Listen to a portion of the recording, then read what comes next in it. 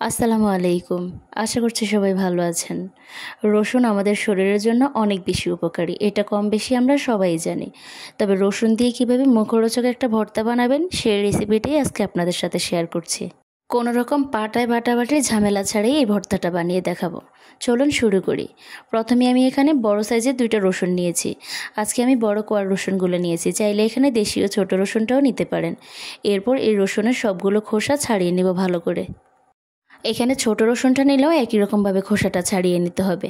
এরপর কড়াইয়ে সামান্য পরিমাণে তেল দিয়ে রসুনের কোয়াগুলো দিয়ে দিচ্ছি। চুলার আঁচটা মিডিয়াম টু লোয়ে রেখে এই রসুনের কোয়াগুলো ভেজে নেব।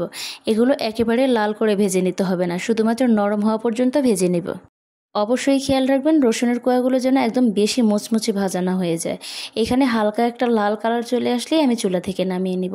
আমার রসুনগুলো ভাজা হয়ে গিয়েছে। এই পর্যায়ে আমি রসুনগুলো নামিয়ে নিচ্ছি। এরপর সেই একই কড়াইয়ের মধ্যে আবারও সামান্য পরিমাণে তেল দিয়ে পেঁয়াজ কুচি ভেজে নেব। এখানে পেঁয়াজ কুচি দিয়ে দিচ্ছি, আরও দিয়ে দিচ্ছি সামান্য পরিমাণে কালিজিরা।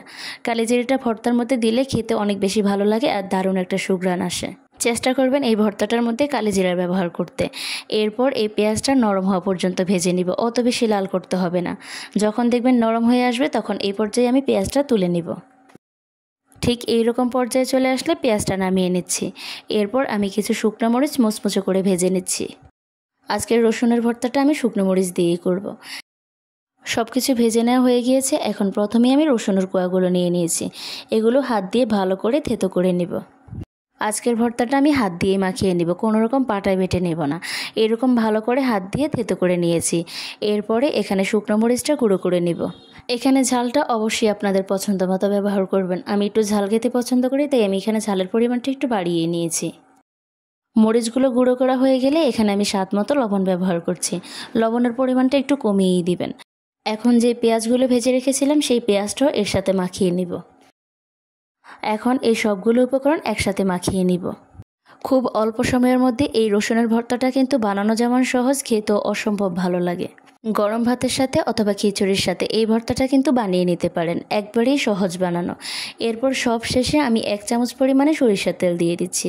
অবশ্যই এই পর্যায়ে সরিষার তেলটা ব্যবহার করবেন, এতে করে ভর্তার টেস্টটা অনেক বেশি ভালো আসবে।